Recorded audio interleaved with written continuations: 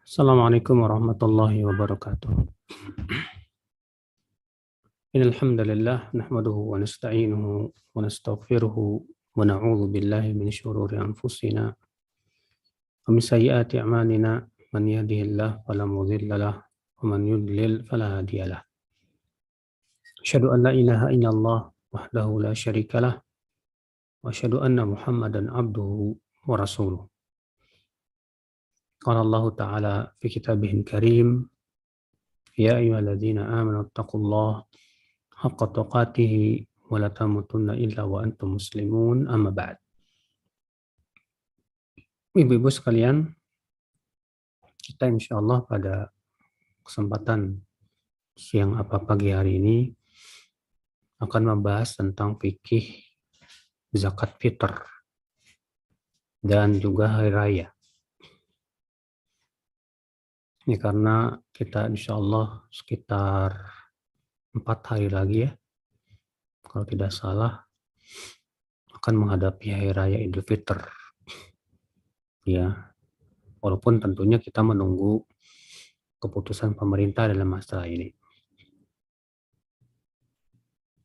Pembahasan yang akan kita bahas yang pertama adalah tentang zakat fitr. Apa itu zakat fitr? Zakat fitr artinya berbuka. Ya, kalau di orang Indonesia memaknai zakatul fitr itu artinya zakat fitrah. Ini tentu ya sebuah kesalahan.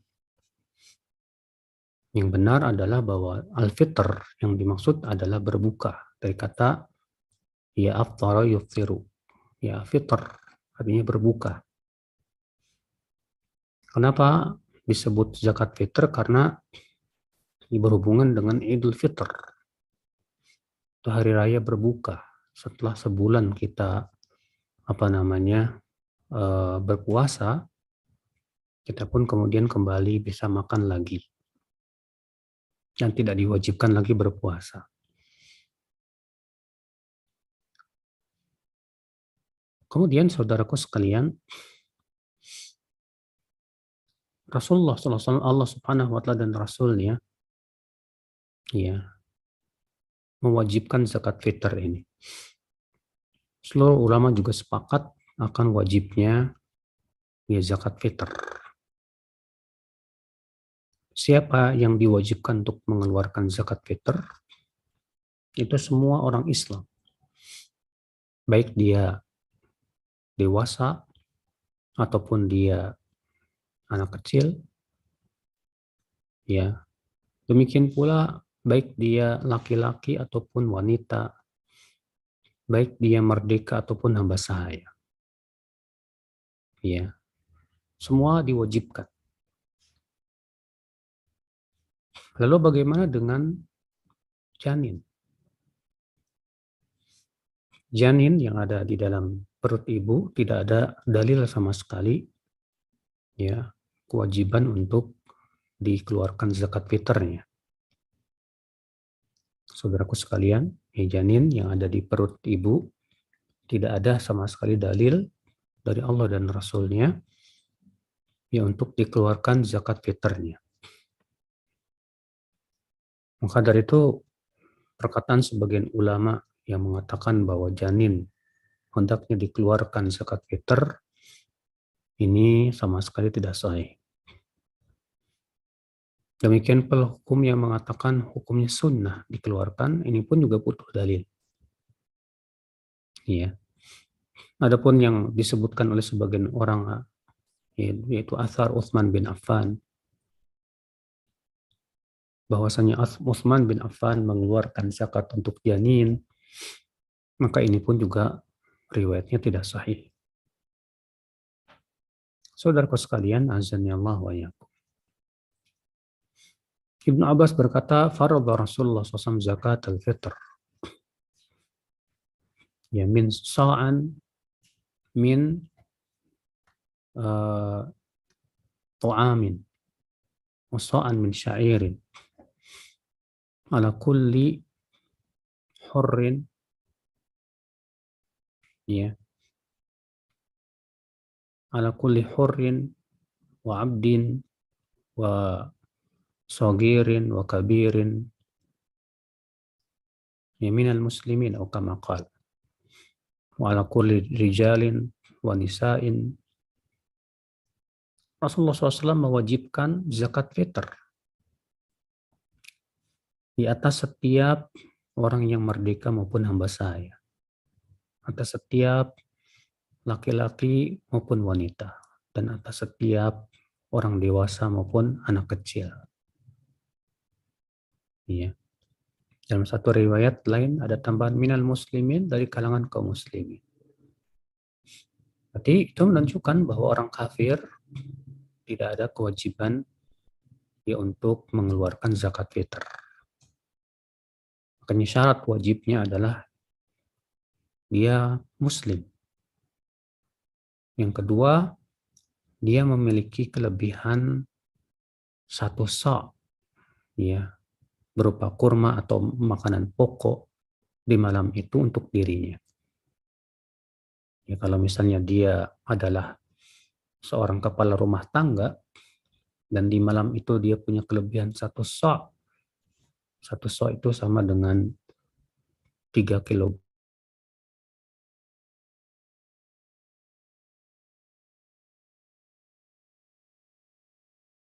liter atas yang umum di negeri kita. Sementara sebagian mengatakan bahwa 1 sa' itu sekitar 2,5 kilogram. Memang terjadi perselisihan. Ada yang mengatakan 2,3 kilogram. Ya. Namun kalau kita ambil yang lebih besar, itu 3 kilogram itu lebih baik. Kalau ternyata kelebihan juga, ya, pahalanya besar di sisi Allah Subhanahu wa taala. Saudaraku seiman, azani Allah wa iyyakum. Nah, 1 sa' yang diwajibkan itu berupa makanan pokok. Ya. Walaupun di situ Nabi SAW menyebutkan ada kurma, ada syair, gandum, ada bur. Namun itu bukan pembatasan atas pendapat yang sahih. Namun yang dimaksud adalah semua yang sifatnya makanan pokok dan yang dihukumi sebagai makanan pokok. Kalau di Indonesia, ya, makanan pokoknya adalah beras. Kalau misalnya ada orang yang dia mengatakan, saya nggak makan nasi, Ustaz, saya makannya roti. Kita katakan, kamu tinggal di mana? Kalau kamu tinggal di negara yang memang makanan pokoknya roti, gandum, keluarkanlah gandum. Tapi kalau kamu tinggal di sebuah tempat yang makanan pokoknya adalah beras, keluarkanlah beras. Masalah kamu tidak makan nasi, ya, itu kan untuk dirimu sendiri. Saudaraku sekalian, azani Allah wa iyyakum. Ya, jadi ini syarat diwajibkannya mengeluarkan zakat. Yang pertama Islam, yang kedua yaitu memiliki kelebihan makanan, ya, 1 sa'. Kemudian saudaraku sekalian, zakat fitr ini apakah dikeluarkan itu boleh berbentuk uang, ataukah zakat fitr ini harus berbentuk makanan? Ini masalah khilafiyah. Jumhur ulama berpendapat wajib makanan, tidak boleh ya uang, tidak boleh harganya. Sementara Hanafiyah membolehkan. Iya. Kenapa jumhur mengatakan tidak boleh dengan uang? Ya. Karena beberapa alasan. Alasan yang pertama itu bahwasannya Rasulullah SAW hanya menyebutkan makanan saja. Rasulullah mewajibkan zakat fitr berupa 1 sa' kurma atau 1 sa' gandum atau 1 sa' bur. Ya. Rasulullah hanya menyebutkan makanan pokok. Padahal di zaman Nabi Shallallahu Alaihi Wasallam, ya ada emas dan perak, dinar dan dirham, ini sebagai ya perkara yang di zaman sekarang sama halnya dengan uang. Namun Nabi Shallallahu Alaihi Wasallam tidak menyuruh untuk mengeluarkan berupa dinar dan dirham. Nabi hanya menyebutkan makanan saja. Maka ini menunjukkan ketika Nabi tidak menyebutkan dinar dan dirham, berarti apa? Berarti itu menunjukkan bahwasannya zakat fitur itu harus berupa makanan. Tidak boleh berupa uang. Alasan yang kedua, bahwa zakat fitur itu bukan zakat harta. Iya, alasan yang kedua, bahwa zakat fitur bukan termasuk zakat harta. Yang disebutkan oleh Allah bahwa zakat harta itu mustahiknya ada 8. Tapi zakat fitur itu termasuk zakat badan. Yang sama halnya dengan kafarat, sama halnya dengan fidyah. Hujahnya adalah perkataan Ibnu Abbas, di mana beliau berkata, "Faradha Rasulullah SAW zakatul fitr. Ya sa'an min tamar atau sa'an min bur." Ya. Tuhratan lisa'im min al-lagwi wal rafath. Wa tu'matan lil masakin. Rasulullah SAW mewajibkan zakat fitr 1 sa' ya berupa makanan. Sebagai apa? Tuhrah, pensuci untuk orang yang berpuasa. Wa tu'mah, dan sebagai makanan untuk orang yang fakir miskin.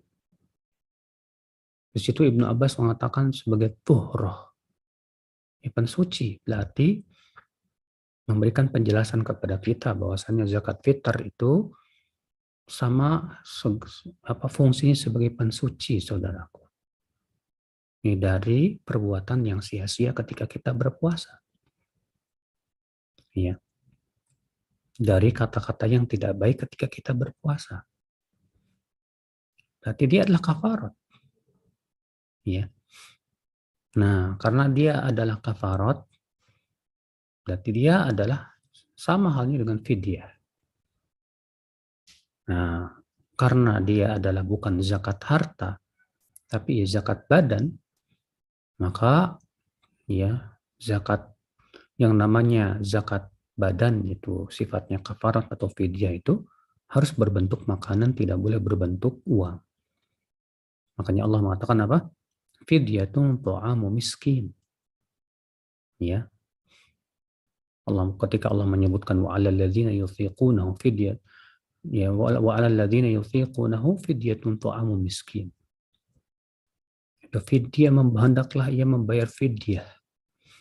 Apa itu fidyah? Ta'amu miskin, yaitu memberi makan fakir miskin.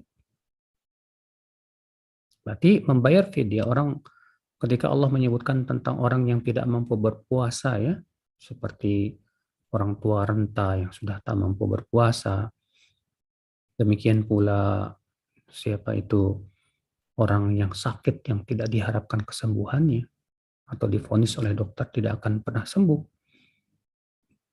ya, dan juga termasuk wanita hamil dan menyusui. Mereka yang tidak berpuasa, Allah wajibkan untuk membayar fidyah. Ya, dan Allah menjelaskan bahwa fidyah itu adalah berupa makanan, bukan uang. Ya, tidak boleh membayar fidyah dengan apa? Dengan uang. Tapi fidyah itu harus berupa makanan. Nah, ini dia alasan jumhur mengatakan bahwasannya namanya zakat fitr itu harus berupa makanan. Tidak boleh berbentuk uang. Sementara Abu Hanifah berpendapat bahwa tujuan zakat itu adalah limuasatil fuqara. Ya, untuk membantu orang fakir miskin.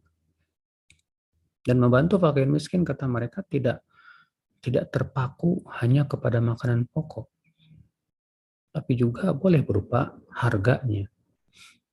Toh tujuannya karena untuk membantu mereka. Namun yang sahih, yang rajih, ya berdasarkan dalil-dalil yang kuat adalah pendapat jumhur, ya, yang mengatakan bahwa zakat fitr itu harus berbentuk apa? Harus berbentuk makanan, pokok. Tidak boleh dibayar dengan uang. Bahkan kata jumhur, kalau dibayar dengan uang maka itu tidak cukup. Ya tidak cukup, wajib diulangi lagi dengan makanan. Niatnya tidak sah. Saudaraku seiman, azani Allah wa iyyakum. Kemudian saudaraku, siapa yang berhak? Apakah mustahik zakat fitr sama dengan mustahik zakat harta? Sudah kita jelaskan tadi, ya, bahwa zakat fitr bukanlah termasuk zakat harta. Sehingga mustahiknya berbeda. Ya, kalau zakat harta, itu Allah Subhanahu wa Ta'ala sebutkan bahwa mustahiknya ada 8. Allah mengatakan innamas shadaqatu lil fuqara'i wal masakini wal 'amilina 'alaiha wal mu'allafati qulubuhum wa fir riqabi wal gharimina wa fi sabilillahi wa ibnis sabil. Ya, ada 8 asnaf yang Allah wajibkan mereka untuk apa namanya? Yang ada 8 asnaf yang merupakan mustahiknya zakat harta. Sedangkan ketika Allah menyebutkan tentang zakat badan berupa kafar atau fidyah, Allah hanya menyebutkan satu orang saja. Allah mengatakan fidyatun ta'amu miskin. Fidyah, ya, itu memberi makan kepada fakir miskin. Berarti mustahiknya hanya satu jenis saja. Siapa dia? Yaitu orang fakir miskin yang tidak punya kelebihan makanan di malam itu. Iya.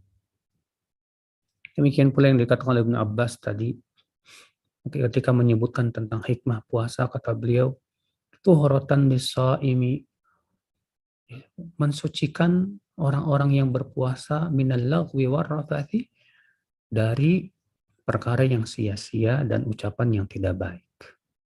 Wa tu'matan lil masakin, dan sebagai makanan untuk orang-orang miskin. Ya, tegas Ibnu Abbas menyebutkan bahwa zakat fitr itu harus makanan. Yang kedua, bahwa mustahiknya hanya satu jenis saja. Apa itu? Yaitu, ya, fakir miskin. Tidak 8 asnaf. Saudaraku sekalian, lalu bagaimana kalau fakir miskin itu, ya, di malam Idul Fitr dia mendapatkan banyak sumbangan zakat fitr, ya, banyak yang ngasih dia, sehingga dia memiliki kelebihan satu sok di malam itu, bahkan cukup untuk mengeluarkan zakat untuk dirinya dan keluarganya, karena saking banyaknya orang yang ngasih zakat fitr kepada dia. Bolehkah ia mengeluarkan kembali? Ya, saya sudah banyak ngasih ini dan banyak kelebihan. Kemudian dia mengeluarkan zakat fitr lagi? Nah, iya. Kenapa? Karena dia sudah dikasih banyak sehingga punya kelebihan di malam itu dari yang dibutuhkan oleh dia, ya. Maka dia keluarkan juga untuk, ya, zakat fitr untuk dirinya.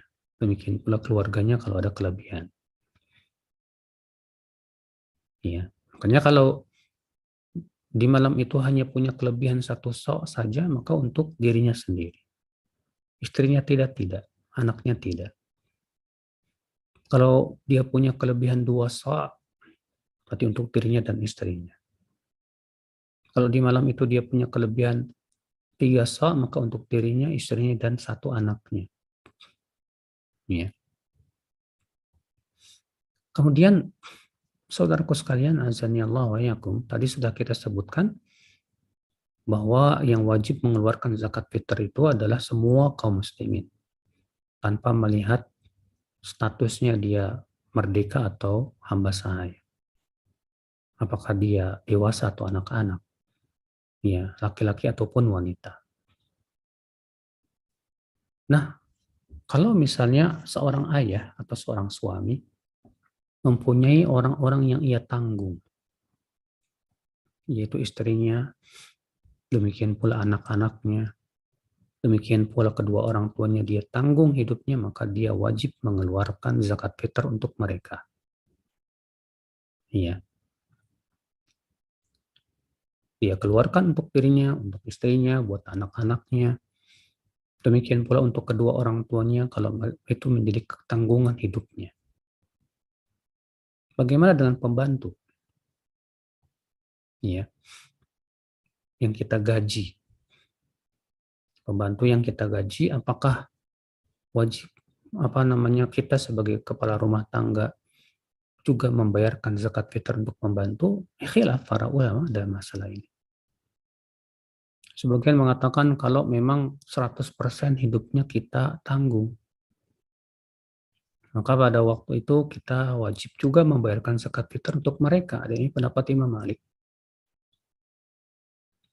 Sebagian mengatakan kalau pembantu itu sudah kita gaji dengan gaji yang mencukupinya dan dia juga punya kelebihan di malam itu, maka pada waktu itu si pembantu mengeluarkan sendiri, iya, untuk dirinya dari gajinya tersebut. Dan ini pendapat Syekh Utsaimin rahimahullah. Dan itu pendapat yang sahih insya Allah kalau memang ternyata gajinya mencukupi dirinya, bahkan lebih, apalagi kalau dapat THR misalnya.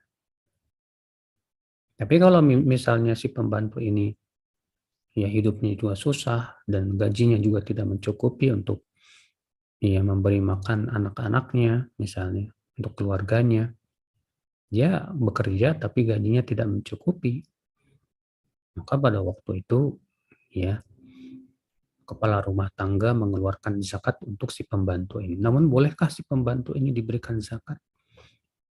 Ya. Zakat tidak boleh diberikan kepada orang-orang yang kita tanggung hidupnya, saudaraku. Ya. Adapun kalau hidupnya kita tidak tanggung, boleh kita berikan zakat kepadanya. Nah ini saudaraku sekalian, azani Allah wa yakum ya.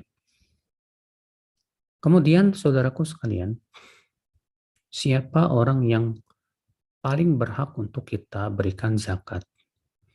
Kata para ulama bahwa zakat fitrah yang paling berhak untuk kita berikan adalah kepada fakir miskin yang ada di sekitar kita. Yang ada di sekitar kita. Iya. Kecuali kalau di kampung kita, di sekitar kita sudah terpenuhi, maka kita berikan kepada sekampung sebelah. Kalau kampung sebelah sudah terpenuhi juga, maka boleh kita alihkan ke tempat yang di situ banyak fakir miskinnya dan ya di situ ya ternyata mereka belum tercukupi. Ikhwatal Islam, azani Allah wa iyyakum. Nah inilah subhanallah ya zakat fitr. Ini menunjukkan betapa Islam ini, akhwat Islam, ya sangat mendidik kita untuk tidak pelit, untuk kita berbagi ya di hari yang sangat semua kaum muslimin gembira padanya. Maka orang-orang susah, orang-orang miskin pun kita cukupi mereka. Ya. Bukan kalau kita punya tetangga yang susah hidupnya, ya kita bukan hanya berikan zakat fitr kalau bisa. Ya bantu juga untuk hal-hal yang lainnya. Supaya apa? Supaya semua merasakan kegembiraan di hari itu. Ya, hari raya. Saudaraku sekalian, azani Allah wa yakum. Ini ya pembahasan secara ringkas tentang zakat fitr. Sekarang kita akan membahas itu tentang hari raya. Pertama yang hendak kita bahas yaitu siapa yang berhak menentukan kapan hari raya.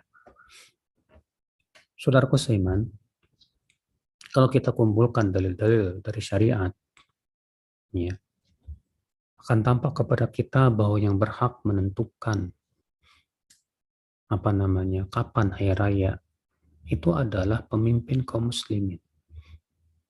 Ini hak mereka, bukan organisasi. Ya, bukan pula individu. Ya. Maka pemimpinlah yang berhak untuk menentukan kapan hari raya. Dan kewajiban kita sebagai rakyat adalah untuk taat. Iya. Kalau ternyata pemimpin berbuat kecurangan dalam hal menentukan hilal, ya, itu dosa yang akan mereka bawa pada hari kiamat. Adapun kita rakyat hanya menaati saja. Namun terjadi khilaf para ulama. Kalau ada orang yang melihat hilal, ya, kalau ada orang yang melihat hilal lalu ia laporkan kepada pemimpin, tapi pemimpin tidak menerima pelaporannya. Apakah dia berbuka sendiri? Ya. Ataukah ia berhari raya bersama kaum muslimin yang lainnya? Pendapat yang sahih, yang rajih, yang dikatakan oleh Ibnu Taimiyah dan yang lainnya, wajib ia berhari raya bersama yang lain. Berdasarkan hadis bahwa Nabi SAW bersabda, as-sawmu yawma tasumun, wal fitru yawma tuftirun, wal adha yawma tudhahun. Puasa itu pada hari kalian semua berpuasa. Beridul fitri itu pada hari kalian semua beridul fitr. Beridul adha pada hari kalian semua beridul adha. Ya. Kata Imam At-Tirmidzi, wa fassara ba'du ahli ilmi hadis hadis. Sebagian ahli ilmu menafsirkan hadis ini. Faqal, mereka berkata, ya, makna hadis, makna yang dimaksud, yang diinginkan oleh hadis ini, an-saum wal fitr ma'al jamaah. Bahwasanya berpuasa dan beridul fitr itu hendaklah bersama jamaah. Itu pemimpin kaum muslimin. Ya. Bagaimana dengan mereka yang tinggal di negeri kafir? Ya, mereka yang tinggal di negeri kafir, siapa yang mereka ikuti? Khilaf para ulama. Sebagian mengatakan mengikuti Mekah, Saudi sana. Sebagian mengatakan mengikuti negara Islam yang terdekat dengannya. Ya, yang satu iklim, yang satu lintang ya dengannya. Yang satu waktu dengannya atau yang mendekati. Dan itu pendapat yang paling kuat insya Allah. Itu mendekat. Itu mengikuti negara Islam yang terdekat dengannya. Saudaraku sekalian, kemudian pembahasan yang kedua bahwa menentukan hari raya dan puasa itu harus dengan melihat hilal. Dan ini dengan ijma' para ulama. Demikian pula ini adalah perintah Allah dan Rasulnya. Bukan dengan hisab sama sekali. Karena Allah Ta'ala berfirman, فَمَنْ شَهِدَ مِنْكُمُ الشَّهْرَ. Siapa di antara kalian yang menyaksikan syahr, itu hilal, bulan. Juga Rasulullah SAW sabda, sumu li ru'yatih, wa aftiru li ru'yatih. Berpuasa Ramadanlah dengan melihat hilal, dan beridul fitrilah dengan melihat hilal. Namun para ulama ya, mensyaratkan untuk masuknya Ramadan cukup satu saksi yang adil. Seorang muslim yang adil. Siapa itu adil? Seorang itu yang dia tidak melakukan perbuatan dosa besar, tidak fasik, bukan juga ahli bid'ah. Ya. Adapun kalau yang bersaksi itu fasik, tidak diterima. Sedangkan untuk hari raya, pendapat yang sahih harus 2 orang yang adil. Ya, yang mereka menyatakan bahwasannya mereka melihat hilal.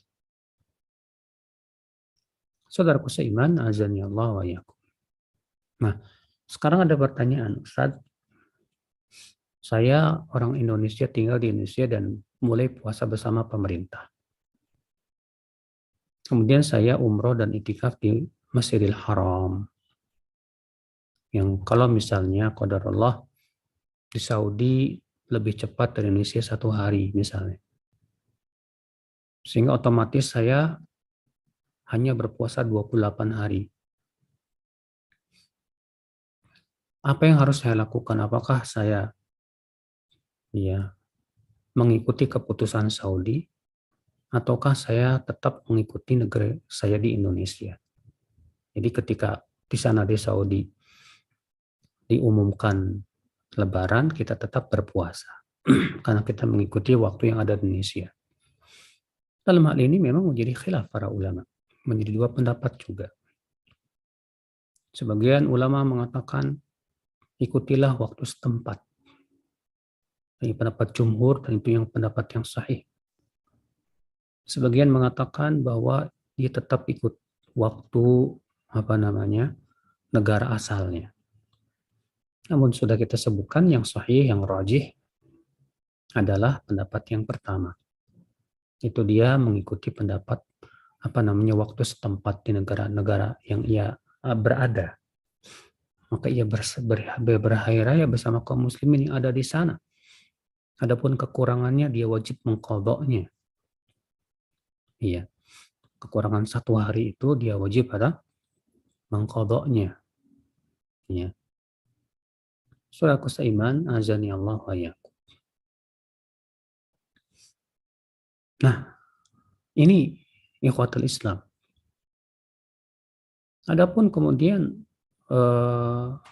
hanya berpatokan kepada hisab, maka Syekhul Islam Taimiyah tegas mengatakan bahwa ini termasuk bid'ah dalam agama. Ya, ini termasuk bid'ah dalam agama, saudaraku sekalian, yang tidak diperbolehkan. Ya. Saudaraku seiman, azani Allah wa iyyakum. Kemudian apa yang disyariatkan ketika masuk hari raya? Yang pertama yaitu bertakbir. Berdasarkan firman Allah Subhanahu wa taala, "Walitukmilul iddah walitukabbirullaha 'ala ma hadakum wa la'allakum tashkurun." Dan agar kamu menyempurnakan jumlah bulan Ramadan. Dan agar kamu bertakbir membesarkan Tuhanmu atas hidayah yang Allah berikan kepada kamu, yaitu hidayah berpuasa di bulan Ramadan. Wala'allakum tashkurun, dan agar kamu bersyukur kepada Allah Subhanahu wa taala. Masya Allah, ya Allah menyuruh kita setelah selesai jumlah bilangan Ramadan agar kita bertakbir. Namun khilaf para ulama, kapan kita memulai takbir? Menjadi dua pendapat. Sebagian ulama berpendapat bahwa takbir dimulai dari malam hari raya Id. Takbir dimulai dari malam hari raya. Dalilnya ayat tadi. Itu Allah Ta'ala berfirman, "Walitukmilul iddah walitukabbirullah." Dan hendaklah kamu menyempurnakan iddah. Apa itu jumlah bilangan Ramadan.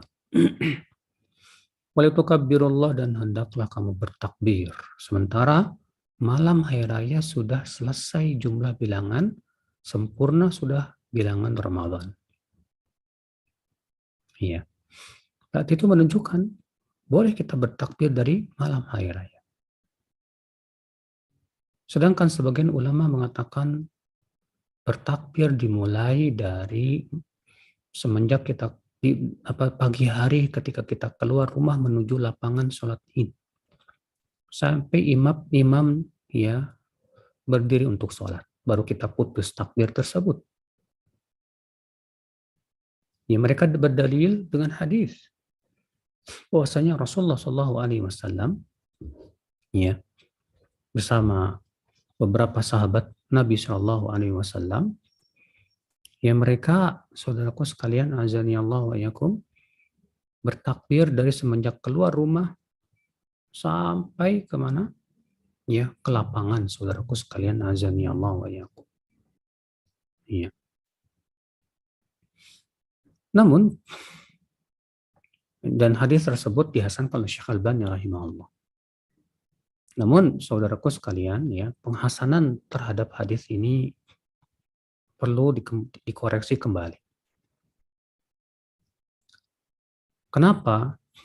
Ya karena saudaraku hadis tersebut kalau kita perhatikan sebetulnya bukan hadis yang hasan, tapi hadis yang dhaif. Ya. Di mana saudaraku sekalian hadis yang mereka hujahkan adalah hadis Ibnu Umar. Bahwasanya sesungguhnya Rasulullah SAW keluar di 2 hari raya bersama Al-Fadl bin Abbas, Abdullah bin Abbas, dan beberapa sahabat yang lainnya sambil mengangkat suaranya dengan tahlil dan takbir, dikeluarkan Ibnu Khuzaimah dan Baihaqi. Namun di dalam sanadnya ada 3 cacat. Yang pertama Ibnu Wahab, Ibnu Wahab, artinya namanya Ahmad bin Abdurrahman, ya dhaif. Yang kedua ada perawi yang bernama Abdullah bin Umar al-Umari, juga dhaif. Ya. Yang ketiga diselisihi oleh perawi lain yang thiqah, itu Abu Hammam al-Walid bin Syuja', di mana ia meriwayatkannya secara mauquf dari perkataan Ibnu Umar. Ini bukan dari Rasulullah SAW. Sebagian ulama ada yang menghasankan karena katanya ada penguatnya, yaitu dari Mursal al-Zuhri. Ya. Namun Mursal al-Zuhri ini juga ternyata lemah. Kenapa? Karena pertama ia berasal dari periwayatan Ibnu Abi Dhi'b dari Az-Zuhri. Yahya bin Ma'in mengatakan periwayatan Ibnu Abi Dhi'b dari Az-Zuhri dhaif. Yang kedua, Mursal Az-Zuhri ini ternyata muttarib, guncang. Ya, karena terkadang Zuhri meriwayatkan dengan bentuk yang berbeda-beda. Kadang dinisbatkan kepada Zuhri, terkadang dinisbatkan kepada manusia, terkadang dinisbatkan kepada Nabi SAW, sehingga terjadi istirab. Ya, sehingga Mursal Az-Zuhri ini juga lemah. Dan hadis Ibnu Umar juga ternyata mauquf, tidak sampai kepada Rasulullah SAW, tidak marfu. Sehingga bagaimana dikatakan bahwa hadis ini hasan? Dari sisi manapun juga tidak mungkin dinyatakan hadis ini hasan, saudaraku sekalian. Yang benar hadis ini dhaif, tidak sahih. Memang telah ada riwayat yang sahih dari Ibnu Umar, perbuatan Ibnu Umar. Ibnu Umar memulai takbir dari pagi hari. Namun yang jadi masalah, mana yang lebih dahulukan? Lahiriah ayat ataukah perbuatan seorang sahabat yang bernama Ibnu Umar? Iya. Syekhul Islam Taimiyah rahimahullah mengatakan bahwa lahiriah dalil lebih didahulukan daripada pendapat seorang sahabat. Lahiriah dalil. Makanya Ibnu Taimiyah kemudian merujihkan pendapat Imam Syafi'i yang mengatakan bahwasanya boleh dimulai dari malam Idul Fitr. Ya. Boleh dimulai dari apa? Ya, dari malam Idul Fitr. Ini pendapat yang saya condong kepadanya, bahwa takbir hari raya boleh dimulai dari malam. Dan ingat saudaraku, ini masalah ijtihadiyah yang tidak boleh kita saling mengingkari. Masalah-masalah ijtihadiyah tidak boleh kita saling mengingkari. Ya, jika Anda berpendapat dan lebih menguatkan pendapat yang mengatakan mulai dari pagi hari, silahkan amalkan. Jika Anda berpendapat boleh dimulai dari malam hari, silahkan amalkan. Adapun kemudian itu menjadi bahan perselisihan, ini tercela, saudaraku. Iya. Itu bukanlah perkara yang diperbolehkan menjadikan kita saling berselisih. Iya, saling menghajar dan yang lainnya tidak. Nah, ini saudaraku sekalian, azani Allah wa iyyakum. Ikhwatul iman, azani Allah wa iyyakum. Jadi ya tadi sudah kita sebutkan, pendapat yang saya condong kepadanya adalah boleh bertakbir dari malam hari. Berdasarkan ayat, boleh tukmilul iddah, hendaklah kamu menyempurnakan jumlah bulan Ramadan. Boleh tukabbirullah, dan hendaklah kamu bertakbir. Ya. Sedangkan malam Idul Fitri sudah sempurna padanya jumlah Ramadan. Ya, jadi kita banyak bertakbir. Adapun lafaz takbir, tidak ada satupun yang sahih dari Rasulullah SAW. Ya. Yang ada adalah dari para sahabat Nabi SAW. Adalah Abdullah bin Mas'ud bertakbir seperti ini. Allahu Akbar, Allahu Akbar. La ilaha illallah, Allahu Akbar, walillahil hamd. Jadi yang masyhur di kalangan kaum muslimin di negeri kita itu takbirnya Ibnu Mas'ud. Iya. Ibnu Abbas mengucapkan Allahu Akbar, Allahu Akbar, Allahu Akbar. Iya. Walillahil hamd. Allahu Akbar. Alama hadana. Sebagian sahabat hanya bertakbir saja Allahu Akbar, Allahu Akbar, Allahu Akbar, Allahu Akbar, Allahu Akbar, Allahu Akbar, Allahu Akbar, Allahu Akbar. Semua itu boleh. Kenapa? Karena mereka semua sedang mempraktekkan firman Allah, hendaklah kamu bertakbir. Dan tidak ada satupun lafaz yang sahih dari Rasulullah SAW. Maka semua yang sifatnya isinya takbir diperbolehkan. Yang terpenting adalah isinya takbir pada Allah. Membesarkan Allah Azza wa Jalla. Ya. Ikhwatul iman, azani Allah wa yakum. Kemudian di pagi hari Idul Hari Raya, apa yang kita lakukan saudaraku? Yang pertama, kita disunahkan untuk mandi. Sebagaimana dalam hadis Ali bin Abi Thalib yang dikeluarkan Baihaqi. Ini dengan sanad yang sahih, yang dimana kita disyariatkan untuk mandi sebelum keluar hari raya. Setelah kita mandi, kita memakai pakaian yang paling bagus. Bukan yang paling baru ya. Tidak diharuskan ya. Setiap hari raya Idul Fitr kita beli baju baru, nggak harus. Iya. Yang terpenting adalah, dan ini merupakan sunnah Rasulullah SAW yang beliau contohkan dan juga diikuti oleh para sahabat, adalah Rasulullah SAW memiliki baju khusus untuk hari raya dan untuk menerima tetamu, utusan-utusan dari berbagai macam tempat. Jadi ada baju khusus untuk hari raya yang kita hanya pakai di hari-hari besar, hari raya itu. Iya. Itu sunnahnya begitu. Yang Rasulullah SAW contohkan kepada kita.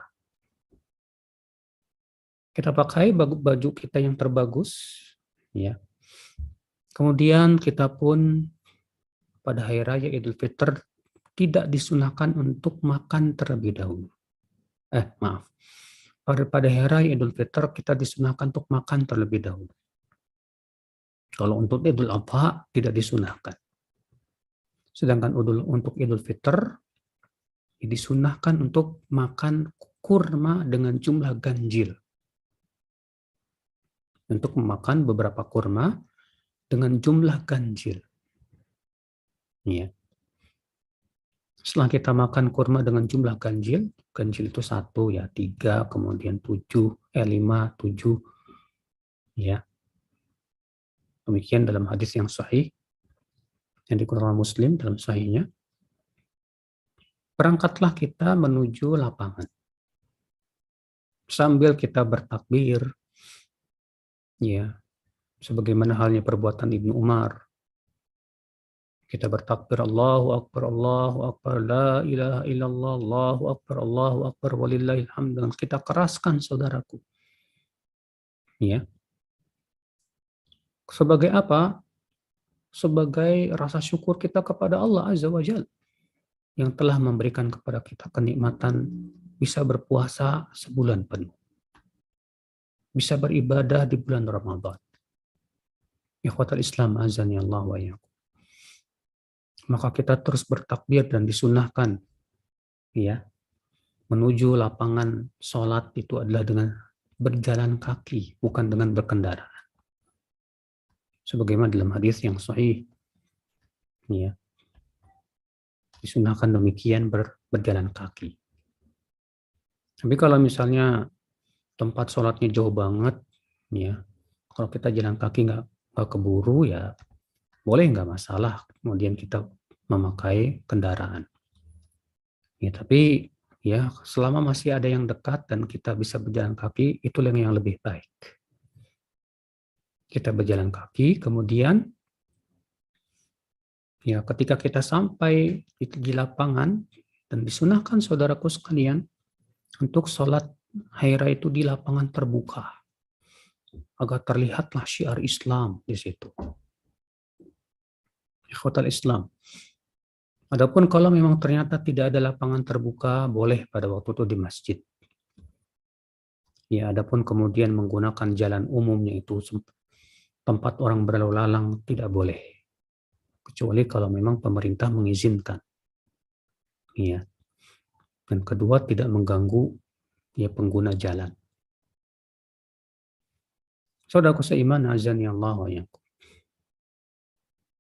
Maka kemudian kita terus bertakbir sampai imam sholat. Ya. Adalah Ummu Atiyah mengatakan, umirna an nukhrija, kami diperintahkan oleh Rasulullah SAW untuk mengeluarkan ya semua wanita, baik wanita haid, wanita perawan yang dipingit, atau gadis-gadis, semua suruh keluar. Lalu ada seorang berkata, ya Rasulullah, ihdana la takunulah jilbab. Salah seorang kami tidak punya jilbab, ya Rasulullah, bagaimana? Kata Rasulullah, litalbasha ukhtuha min jilbabiha. Hendaklah saudarinya meminjamkan jilbabnya. Adapun wanita haid, mereka berada di belakang. Ya, supaya tidak memutuskan saf orang-orang sholat. Mereka apa? Di semua disuruh keluar. Yashhadnal khair wa da'watal muslimin, untuk menyaksikan kebaikan dan seruan kaum muslimin, yaitu termasuk syiar Islam.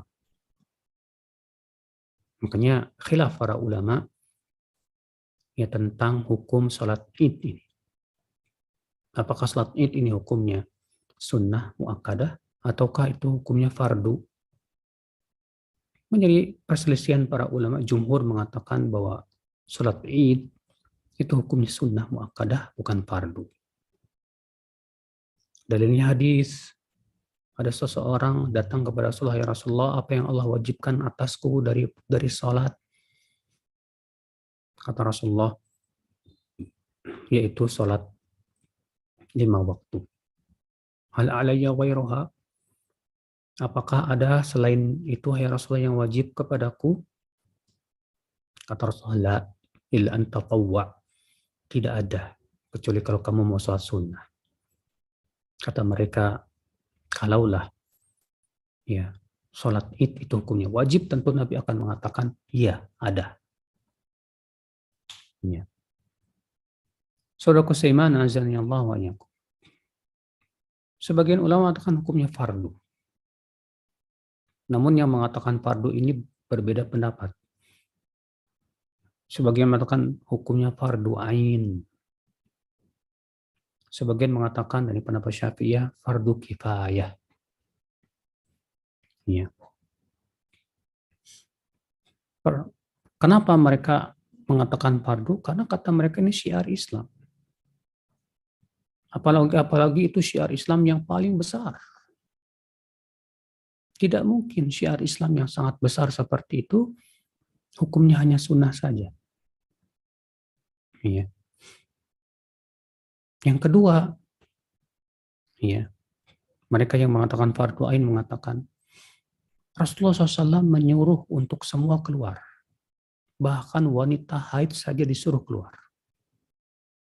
Yang menuju lapangan. Semuanya wanita. Sampai-sampai ada yang tidak punya jilbab saja disuruh ya saudarinya untuk meminjamkan jilbab. Yang seperti ini tidak mungkin sifatnya sunnah. Ya. itu menunjukkan hukumnya fardu ain. Adapun hadis orang-orang Arab Badui tersebut dijawab oleh mereka bahwa ya bisa jadi pada waktu Nabi menjawab orang Arab Badui itu belum Allah wajibkan. Lalu kemudian setelah itu Allah wajibkan. Ya, betapa banyak syariat-syariat yang kemudian yang tadinya tidak diwajibkan kemudian Allah wajibkan. Saudaraku sekalian, azani Allah wa iyyakum. Dan ini pendapat yang saya condong kepadanya, itu bahwa sholat id itu hukumnya fardu, ya ain, wajib fardu ain, dan diharuskan berjamaah bersama kaum muslimin, tidak boleh sendirian di rumah. Iya, kecuali kalau mereka ketinggalan. Misalnya karena di bulan Ramadan udah terbiasa habis subuh tidur, ya, sebagian orang begitu ya, kebiasaan habis subuh tidur. Rupanya di hari raya habis subuh dia tidur ngantuk dia. Pas bangun udah jam 10, orang udah bubar. Ya. Nah di sini terjadi khilaf apakah dia ya boleh sholat sendirian di rumahnya ataukah tidak boleh. Menjadi dua pendapat. Pendapat yang pertama pendapat jumhur ulama yang mengatakan bahwa dia sholat sendirian. Ini diriwayatkan dari beberapa sahabat Nabi juga. Iya. Pendapat yang kedua mengatakan tidak. Kenapa demikian? Ya kata mereka karena sholat id itu disyaratkan padanya harus berjamaah. Tidak boleh dilakukan secara sendirian. Ya. Maka kalau ketinggalan, maka dia tidak perlu melakukan sholat apapun juga. Dan ini pendapat Syekhul Islam Ibn Taimiyah. Dan salah satu riwayat dari Imam Ahmad. Namun wallahu alam dalam hal ini pendapat jumhur yang paling rajih. Ya, ia sholat sendirian saja. Saudaraku seiman, azani Allah wa iyyakum. Kemudian, ya, disyariatkan untuk sholat terlebih dahulu, ya imam memulai sholat 2 rakaat sebelum khutbah. Sholat 2 rakaat tersebut, rakaat pertama 7 kali takbir. Dan rakaat yang kedua 5 kali takbir atas pendapat yang sahih. Berdasarkan hadis Aisyah. Ya, adalah Rasulullah SAW sholat id dengan 7 kali takbir di rakaat pertama dan 5 kali takbir di rakaat yang kedua. Nah, ketika kita takbir, apakah disyariatkan mengangkat tangan setiap kali takbir? Allahu Akbar, angkat tangan lagi. Allahu Akbar, angkat tangan lagi. Khilaf para ulama dalam hal ini. Sebagian ulama berpendapat disyariatkan mengangkat tangan pada setiap kali apa? Takbir. Ya. Disyariatkan mengangkat tangan pada setiap kali apa? Takbir. Ya. Sebagian ulama lagi berpendapat tidak disyariatkan ya, untuk mengangkat tangan kecuali di takbir pertama saja. Adapun pendapat pertama itu pendapat jumhur ulama. Itu pendapat Abu Hanifah, pendapat Imam Syafi'i dan Imam Ahmad bin Hanbal. Ya. Mereka berhujah dengan dalil bahwa Nabi SAW bertakbir mengangkat tangan pada setiap kali takbir, namun hadisnya dhaif. Juga berdasarkan asar Umar bin Khattab. Demikian pula berdasarkan pendapat Atha, ya, Al-Auza'i dan para tabi'in yang lainnya. Sedangkan Imam Malik mengatakan cukup mengangkat tangan di takbir pertama saja. Dalilnya hadis Ibnu Mas'ud. Beliau berkata, maukah aku kabarkan kepada kalian bagaimana salat Rasulullah SAW? Beliau berdiri dan mengangkat tangannya di kali pertama, kemudian tidak kembali lagi. Ya, dan menurut yang lain, beliau tidak mengangkat tangannya kecuali sekali saja. Namun hadis ini memang diperselisihkan apakah hadis ini sahih atau dhaif. Akan tetapi ya, yang rajih hadis ini dhaif. Ya, dan yang mendhaifkan lebih banyak daripada yang mensahihkan. Kenapa? Ya.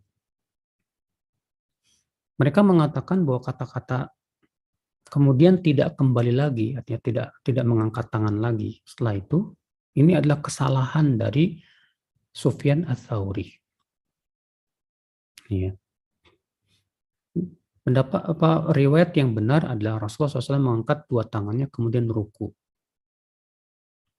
Ya. Tidak ada satupun yang meriwayatkan seperti periwayatan Tsauri. Sehingga atas dasar itu kata jumhur hadis itu lemah, tidak sahih. Ya. Tidak bisa dijadikan hujjah. Dan ini pendapat yang saya condong kepadanya, bahwa hadis itu lemah dan bahwasanya disyariatkan untuk mengangkat tangan, ya boleh mengangkat tangan di setiap kali takbir. Juga dikiaskan kepada sholat jenazah. Bahwa Ibnu Umar mengangkat tangan setiap kali takbir saat sholat jenazah. Iya. Sekali lagi ini masalah khilafiyah ya. Masalah khilafiyah para ulama. Saudaraku seiman, azani Allah wa iyyakum. Dan dalam athar Ibnu Mas'ud mengatakan bahwa di sela-sela takbir kita mengucapkan ya zikir subhanallah, alhamdulillah, la ilaha illallah, Allahu akbar. Walaupun dalam masalahnya tidak ada dalil dari Rasulullah sallallahu alaihi wasallam. Ya. Ikhwatul Islam. Jadi rakaat pertama 7 kali takbir, masuk padanya takbiratul ihram. Rakaat yang kedua 5 kali takbir. Namun perselisihan para ulama, apakah 5 kali takbir itu masuk padanya takbiratul intiqal atau tidak, takbir intiqal atau tidak. Maaf. Pada rakaat pertama, ya, 7 kali takbir itu apakah masuk padanya takbiratul ihram atau tidak? Khilaf para ulama. Sebagian ulama mengatakan takbiratul ihram tidak dihitung. Takbiratul ihram tidak dihitung. Berarti setelah takbiratul ihram baru kemudian 7 kali. Karena mereka memandang bahwa 7 kali itu adalah takbirat zaidah. Takbir yang lebih dari takbiratul ihram. Sebagian ulama mengatakan masuk padanya takbiratul ihram. Iya. Mereka yang mengatakan bahwa takbiratul ihram tidak masuk dikiaskan dengan takbir yang di rakaat kedua. Ketika di rakaat yang kedua, takbir intiqal itu tidak masuk. Ketika imam sujud, bangkit naik ke atas takbir Allahu Akbar. Lalu setelah itu imam pun bertakbir 5 kali. 5 kali ini tidak masuk padanya takbir perpindahan, intiqal.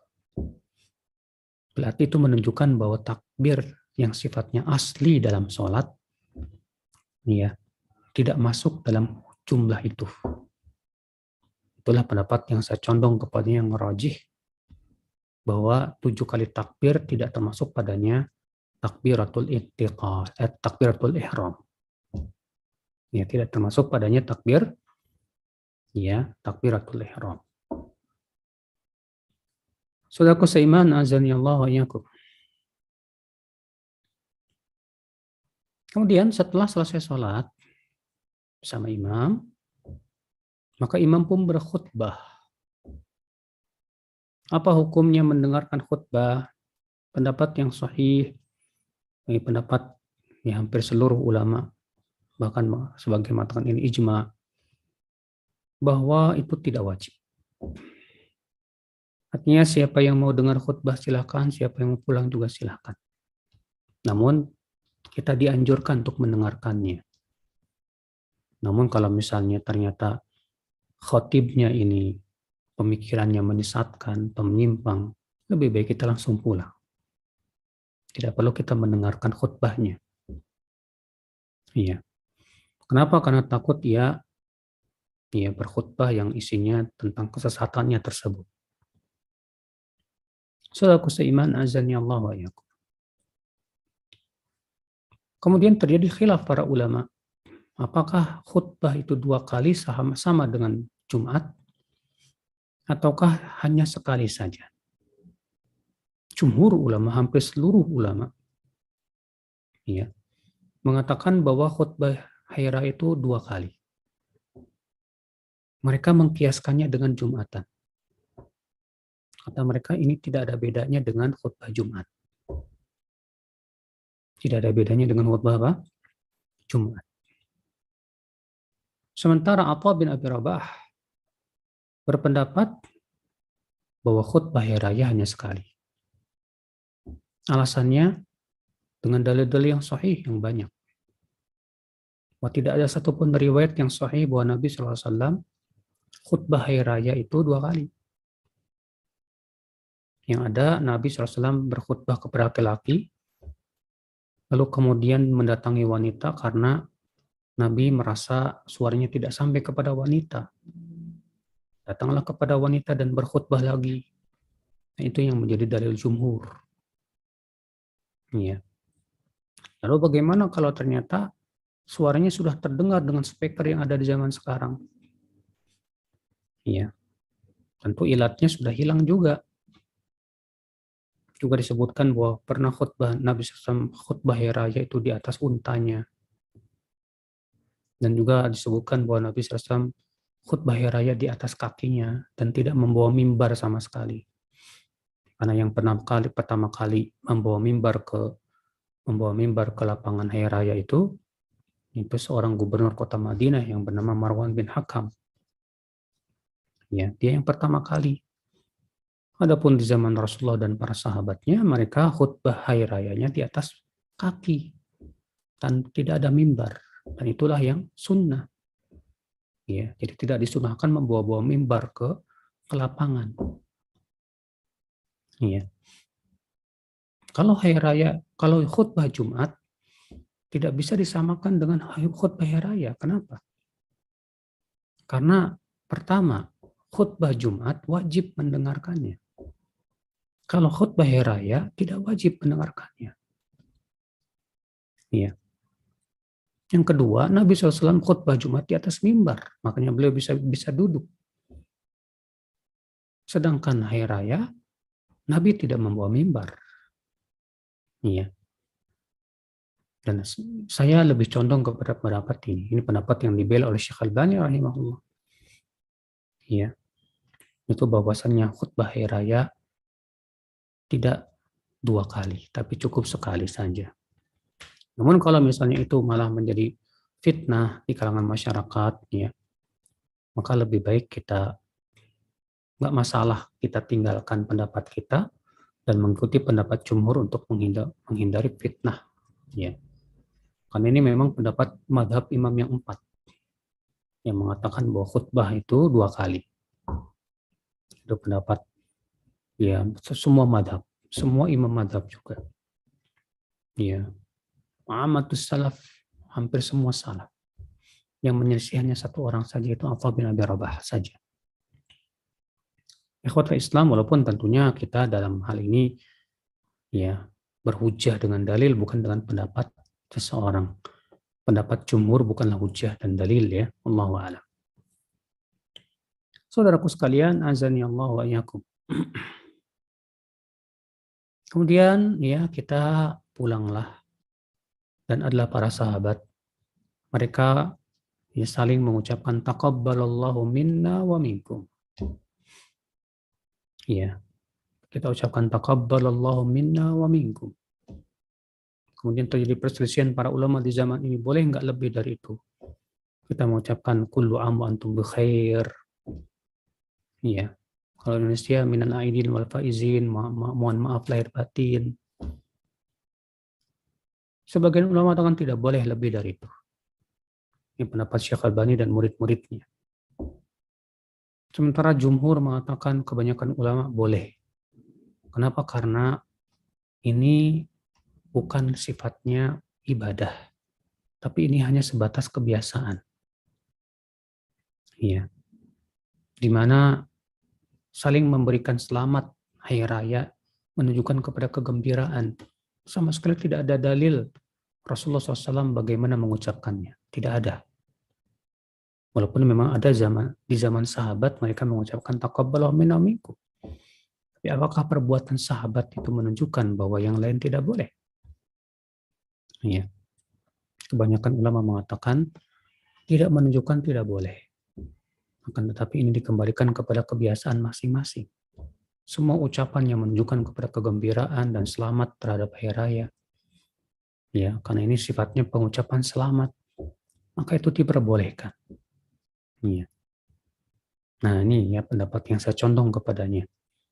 Maka kita ucapkan, ya kita katakan minal aidin wal faizin, taqabbalallahu minna wa minkum. Tapi kalau kita cukupkan dengan apa yang diucapkan oleh para sahabat itu lebih baik. Ya, wallahu a'lam. Kemudian ketika kita pulang ke rumah disyariatkan dengan jalan yang berbeda. Ya, karena itu adalah sunnah Nabi Shallallahu Alaihi Wasallam supaya lebih banyak lagi saksi-saksi kita pada hari kiamat.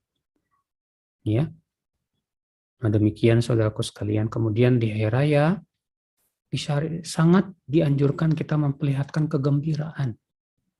Boleh mengadakan permainan bahkan di zaman Nabi SAW orang-orang Habasyah bermain-main dengan pedangnya, dengan tombaknya, ya. Dan Rasulullah pun mengizinkan Aisyah untuk menontonnya. Sehingga kata para ulama disyariatkan kita memperlihatkan kegembiraan di hari itu. Boleh mengadakan permainan. Ya, adapun sebagian kaum muslimin ketika hari raya gara-gara terpengaruh Ramadan, ya tidur pagi, akhirnya pas hari raya pada tidur semua. Ini tentu tidak baik. Yang sangat dianjurkan adalah di hari raya kita memperlihatkan kegembiraan. Ya. Saling bersilaturahim juga nggak masalah. Menjadi sebuah kebiasaan di masyarakat kita, bahkan seluruh dunia. Jadi hari raya kita saling mengunjungi, saling ya memperlihatkan kegembiraan. Bahkan di Saudi itu di sore harinya masyarakat satu kampung kumpul semua untuk makan bersama. Ya, kumpul semua untuk makan bersama. Kata para ulama, sebagian mengatakan bahwa ini ada asalnya dari salafus saleh terdahulu. Ya, wallahu a'lam. Demikian saudaraku, semoga Allah menerima amal ibadah kita selama di bulan Ramadan. Masih tersisa beberapa hari lagi. Ya, jangan terbawa suasana hari raya kemudian kita jadi kendor beribadah. Kita terus bersungguh-sungguh beribadah kepada Allah Azza wa Jalla. Ya, meraih ampunan dan irqum minan nar. Dan kita mohon kepada Allah agar Allah Subhanahu wa taala memaafkan kita. Baik, kita masuk ke pertanyaan. Untuk zakat fitr apakah harus dengan beras? Sudah kita sebutkan tadi. Harus dengan beras. Harus dengan makanan pokok. Dan makanan pokok itu berbeda-beda dari satu negeri ke negeri yang lain. Adapun di Indonesia karena makanan pokoknya beras, ya beras. Ya. Pertanyaan yang kedua, bagaimana hukumnya jika membayar zakat fitr itu 2 kali? Membayar zakat fitr duluan untuk saya dan anak-anak, kemudian suami membayarkan zakat fitr lagi untuk kami. Ya, karena suami berada di tempat yang berbeda. Nggak masalah. Ini menjadi kelebihannya jadi sedekah biidznillah. Ya, pahala buat kita. Bolehkah membayarkan fidyah untuk daerah yang jauh dari daerah kita? Karena mereka lebih membutuhkan. Seperti para korban bencana dan yang lain-lain. Pada asalnya, ya, fakir miskin yang ada di sekitar kita itu lebih berhak. Ya, lebih berhak. Kecuali kalau di fakir miskin yang ada di sekitar kita sudah terpenuhi, baru kemudian tempat lain. Iya. Apakah masih sah puasa Syawal jika tersisa 1 hari puasa dikerjakan setelah puasa Syawal? Kalau masih ada hutang, lebih baik bayar hutang dulu. Ya. Kenapa? Karena bayar hutang itu hukumnya wajib. Sedangkan puasa Syawal hukumnya sunnah. Bagaimana kita ingin mengejar yang sunnah sementara yang wajib kita tinggalkan, apalagi cuma 1 hari. Yang namanya bulan Syawal kan 30 hari. Ya. Bulan Syawal 30 hari. Kalau cuma mengkodok cuma 1 hari, masa berat banget sih. Kok kita lebih semangat kepada yang sunnah, terus melakukan yang wajib kurang semangat. Aneh. Ini termasuk ketertipuan, padahal puasa mengkodok jauh lebih besar. Tidak bisa dibandingkan dengan puasa sunnah setahun. Ya. Maka dari itu, hendaklah kita lebih semangat mengkodok puasa kita, ya, sebelum kita sebelum kita puasa Syawal.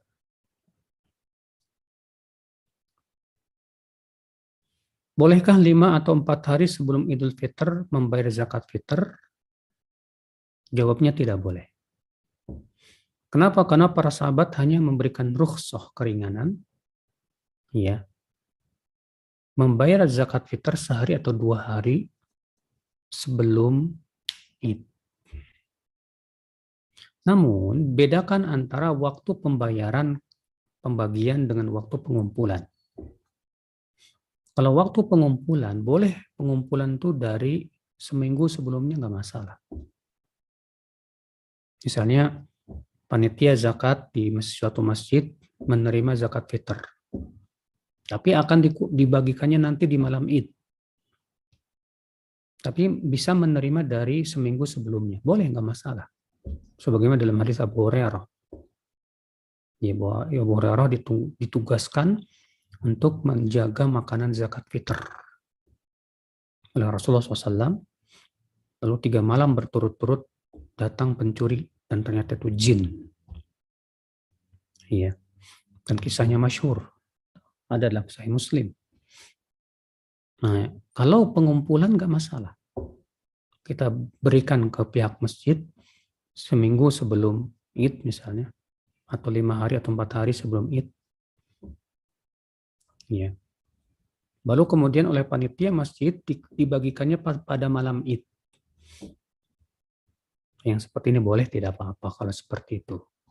Jadi dibedakan antara waktu pembagian langsung kepada fakir miskin dengan waktu pengumpulan zakat fitr. Ya.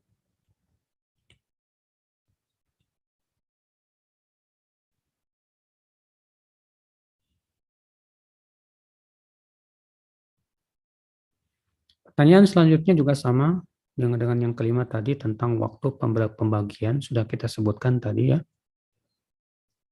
Pertanyaan yang ketujuh, di Ramadan ini saya ingin sekali mendapatkan pahala umroh dengan sholat di waktu syuruk. Namun saat itikaf sebelum sahur, suami mengajak pulang mau sahur di rumah saja. Apakah boleh saya sholat syuruknya di rumah? Pendapat yang sahih, sholat syuruk itu adalah sholat duha. Pendapat yang sahih, sholat syuruk itu adalah sholat duha. Ya, demikian dalam riwayat Imam Ahmad. Ya, disebutkan demikian, sholat duha. Sedangkan sholat duha boleh dilakukan di rumah, nggak masalah. Ya. Pertanyaan ke-8, apakah boleh zakat mal atau harta kita belikan sesuatu atau barang buat di masjid? Tidak boleh. Ya, barang buat di masjid bukan termasuk 8 asnaf yang Allah sebutkan. Zakat harta hanya untuk salah satu dari 8 asnaf. Ya. Zakat harta untuk 8 asnaf. Adapun perabotan masjid dan yang lainnya itu tidak termasuk 8 asnaf. Jadi kalau perabotan rumah dikeluarkan dari sedekah, bukan dari zakat harta. Ya. Apakah rumah ada zakatnya? Karena saya mau jual rumah, saya mau jual rumahnya, saya mau dijual, ya apakah kemudian rumahnya ada zakatnya? Pendapat yang saya condong kepadanya tidak ada. Ya, tidak ada zakatnya.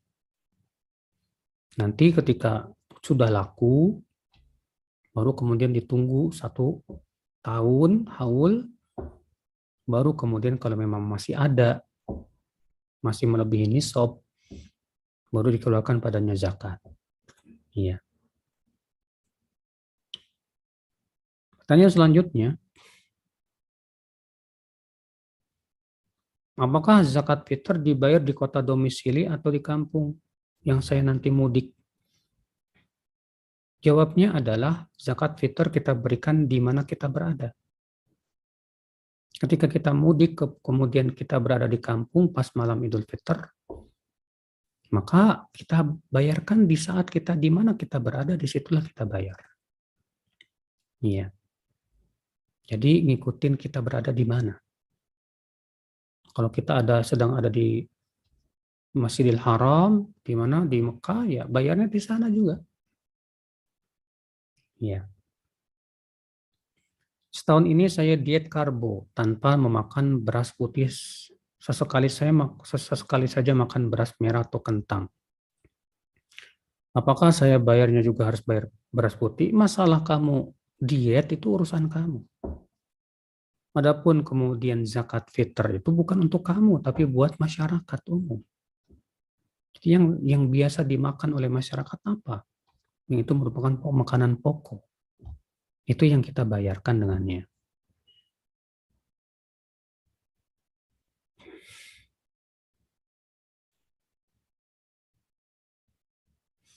Karena kami belum paham, kami titipkan beras zakat fitr pada pertengahan Ramadan. Jadi yang disalurkan di sekolahannya. Kami nggak paham apakah disampaikannya kapan. Ya, tanyalah dulu, teleponlah dulu pihak sekolah.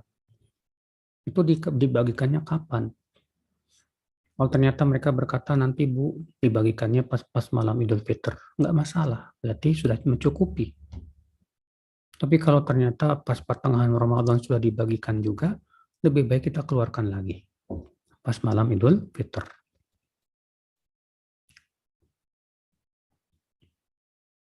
Apakah boleh kita memberikan zakat fitr kepada ipar atau kerabat yang tidak mempunyai pekerjaan, tidak sholat? Khilaf para ulama. Bolehkah memberikan zakat fitr kepada orang kafir? Karena orang yang tidak sholat sama sekali bukan orang Islam. Jumhur ulama mengatakan tidak boleh. Sedangkan Hanafi mengatakan boleh. Memang khilaf para ulama. Boleh nggak zakat fitr kita beri kepada orang kafir yang miskin? Ya. Maka kalau misalnya kita berikan dengan harapan dia mau masuk Islam, dia mau, ya, Allahu alam, ya boleh. Berapakah besaran untuk bayar fidyah? Fidyah itu, ya, sekali bayar setengah sa'. Setengah sa' itu sama dengan 1,5 liter, ya, beras per harinya, ya. Jadi kalau misalnya 1 bulan penuh nggak puasa, ya maka 1,5 liter kali 30. Atau tergantung sekarang misalnya 29 hari misalnya. Kalikan saja. Kalau cuma 10 hari, kali 10 hari. Ya. Apakah fidyah itu dengan beras atau dengan makanan matang? Boleh kedua-duanya. Namun sebagian ulama mengatakan kalau memberi makan matang itu lebih baik. Ya. Tapi kalau misalnya kita repot dan kita mau, ya udahlah repot saya beli beras saja saya kasih langsung, nggak masalah juga. Ya. Pertanyaan 15 sama dengan yang ke-14 tadi. Apakah ucapan Ramadan Karim itu keliru? Ramadan Karim. Syekh Utsaimin mengatakan itu keliru. Karena Ramadan tidak disifati dengan karim. Iya. Tapi kalau dikatakan Ramadan mubarak, Ramadan diberkahi, iya betul. Adapun Ramadan Karim, ya, kata Syekh Utsaimin itu keliru. Bolehkah sholat tarawih 11 rakaat dengan 4-4-3? Sekali-kali boleh. Tapi menjadikan itu sebagai kebiasaan, itu tidak sesuai dengan perbuatan Nabi SAW. Justru kebiasaan Nabi SAW, ya sholat malam, baik di bulan Ramadan maupun di luar bulan Ramadan itu dua-dua. Ya, makanya Nabi mengatakan sholatul laili matna matna. Sholat malam itu dua, dua, dua, dua. Demikian. Ya. Bolehkah meletakkan sesuatu selain Al-Quran di atas Al-Quran? Tidak boleh. Ini dalam rangka apa? Menghormati firman-firman Allah Azza wa Jalla. Jangan dihinakan Al-Quran itu, saudaraku. Karena di dalamnya terdapat bimbingan dan hidayah. Ucapan-ucapan Allah yang harus kita agungkan. Hormati Al-Quran. Jangan menaruh sesuatu di atas Al-Quran. Dan jangan Al-Quran ditaruh di bawah. Simpan di tempat yang tinggi. Ya. Pertanyaan berikutnya.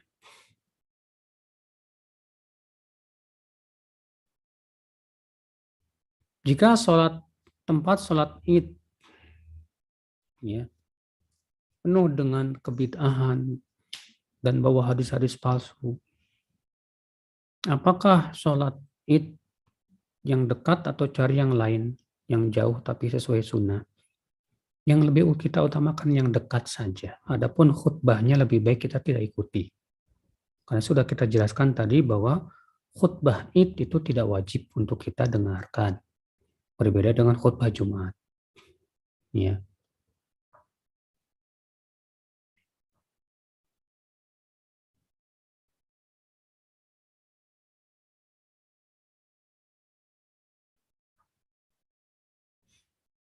Bolehkah tahajud di 10 hari terakhir saat itikaf ada beberapa masjid melakukan sholat tahajud berjamaah? Ya, malamnya. Di mana mereka sholat 8 rakaat tanpa witir karena sudah witir di tarawih di awal malam. Apakah saya boleh ikut bersama mereka? Boleh. Pertama, memang menjadi khilaf para ulama apakah setelah sholat witir boleh sholat lagi? Pendapat yang sahih boleh. Berdasarkan hadis Aisyah adalah Rasulullah SAW setelah selesai sholat witir, beliau sholat 2 rakaat. Maka kalau Nabi SAW pernah sholat 2 rakaat setelah sholat witir, maka sholat 4 rakaat, 6 rakaat boleh, tidak masalah. Iya. Nah ini, yang jelas ya, di malam-malam, memang di malam-malam 10 terakhir itu dianjurkan kita memang banyak-banyak sholat. Banyak-banyak sholat, terutama kalau kita ya ingin mencari Lailatul Qadar.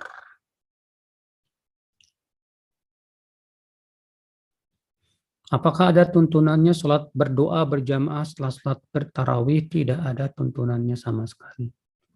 Tidak dari Rasulullah, tidak pula para sahabat, tidak pula dari para tabi'in, tidak pula para tabi'ut tabi'in. Ya, kalau itu baik tentu mereka yang pertama kali melakukannya, saudaraku. Ya, jadi kalau habis sholat tarawih mau berdoa, silahkan masing-masing saja. Apakah pembantu yang bekerja dengan kita hukumnya kita bayarkan zakat dia? Sudah saya bahas tadi, mungkin ini ya tidak ikut kajian tadi ya, atau terlambat. Sudah saya bahas kalau pembantu itu punya gaji yang mencukupi dan punya kelebihan dari gajinya, maka pembantu mengeluarkan sendiri. Demikian fatwa Syekh Utsaimin rahimahullah.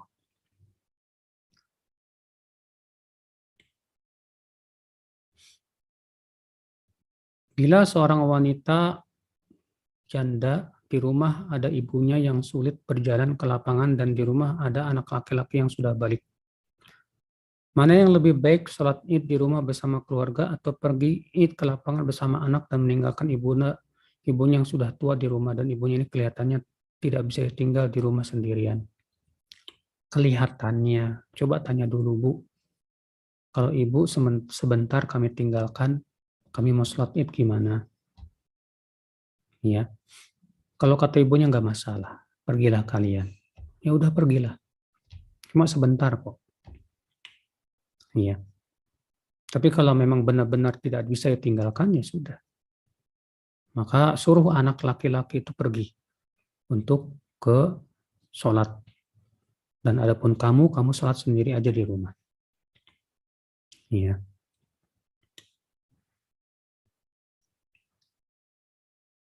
Putri Ana jadwal haidnya panjang, 12 sampai dengan 14 hari sehingga sulit untuk puasa Syawal jika membayar dulu puasa qadha. Rata-rata teman-temannya juga sama panjang masa haidnya. Kalau memang masa haidnya panjang, ya, sampai 14 hari, maka kita katakan bahwa Syawal itu 30 hari loh. Syawal itu 30 hari. Jadi yang lebih baik mana dong? Lebih baik qadha lah.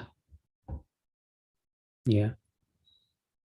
Nanti setelah mengqadha, istirahat sebentar misalnya, baru kemudian puasa 6 hari.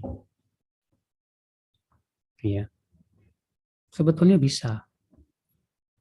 Tapi kalau misalnya, ya terkadang kan remaja zaman sekarang malas-malas. Ya, haidnya panjang-panjang gara-gara apa? Makanannya ya tidak bagus, main HP mulu. Ya. Sudah gitu mereka rata-rata banyak kita lihat para remaja itu ya malas-malas untuk apa? Beribadah kepada Allah. Sehingga ya ketika haidnya panjang akhirnya jadi malas untuk puasa Syawal. Padahal sebetulnya Syawal itu 30 hari ya, atau 1 bulan. Masih ada kesempatan untuk mengqadha dan puasa Syawal. Ya. Maka seorang tua tentu berusaha untuk membimbing anaknya supaya dia mengqadha dulu. Qadha aja dulu. Nanti kalau setelah kamu qadha baru kamu puasa Syawal. Itu lebih baik. Ya. Beda kalau misalnya kalau dia sakit selama sebulan. Pas Idul Fitri sehat. Kalau dia qadha dulu selama sebulan, nggak kena Syawal. Sebagian ulama dalam keadaan seperti ini mengatakan boleh. Karena puasa Syawal terbatas hanya di bulan Syawal, tidak di bulan yang lainnya. Apakah panitia zakat boleh menjadi amil zakat? Disebut amilin dalam Al-Quran itu adalah orang yang ditugaskan oleh pemerintah untuk mengambil zakat suatu kaum. Adapun panitia zakat tidak disebut amil. Mereka hanya panitia saja. Nah, kalau panitia zakat itu miskin, dan di malam itu memang nggak ada kelebihan sama sekali dari harta, dari makanan, boleh dia menerima zakat fitrah, boleh. Adapun kalau panitia zakat itu kaya, tidak boleh. Ya, apalagi sudah kita sebutkan tadi, ya bahwasannya zakat fitrah itu tidak untuk 8 asnaf. Zakat fitrah hanya untuk orang fakir miskin saja, tidak untuk yang lain. Bolehkah kita memberi zakat kepada saudara yang belum bekerja tapi memiliki rumah tinggal sendiri? Dia punya kelebihan enggak? Dia belum bekerja betul, tapi dia ya berlebih enggak makanan? Ya, kalau berlebih makanan dia bisa bayar zakat juga, enggak perlu kita kasih. Hatta dia belum bekerja misalnya. Tapi kalau dia belum bekerja dan dia miskin, walaupun dia punya rumah sendiri, ya, dan di malam itu juga dia nggak punya makanan, ya, atau misalnya hanya cukup untuk dirinya dan keluarganya saja, anak dan istrinya, tidak punya kelebihan, dan dia memang susah hidupnya, boleh pada waktu itu kita kasih zakat fitr kepada dia. Iya. Demikian, wallahu a'lam. Baik, saya kira cukup sampai di sini. Semoga yang saya sampaikan bermanfaat. Mohon maaf bila ada kata-kata yang tak berkenan. Ya. Dan insya Allah kita akan bertemu kembali di bulan Syawal pada kajian ya Sahih Muslim. Demikian wabillahi taufik. Assalamualaikum warahmatullahi wabarakatuh. Waalaikumsalam warahmatullahi wabarakatuh. Jamaah yang semoga dimuliakan Allah SWT. Terima kasih Ustaz atas waktu dan ilmunya.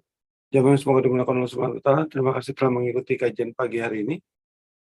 Insya Allah kita akan bertemu lagi pada bulan Syawal. Dan insya Allah besok kita akan mengikuti kajian bersama Ustadz Dr. Musyaf Adar ini, MA Hafizahullah Ta'ala. Untuk jadwal lengkapnya bisa diikuti di media sosial, media komunikasi langit. Mohon maaf jika ada pertanyaan yang belum bisa dibacakan karena keterbatasan waktu. Wabillahi taufiq wal hidayah. Wassalamualaikum warahmatullahi wabarakatuh.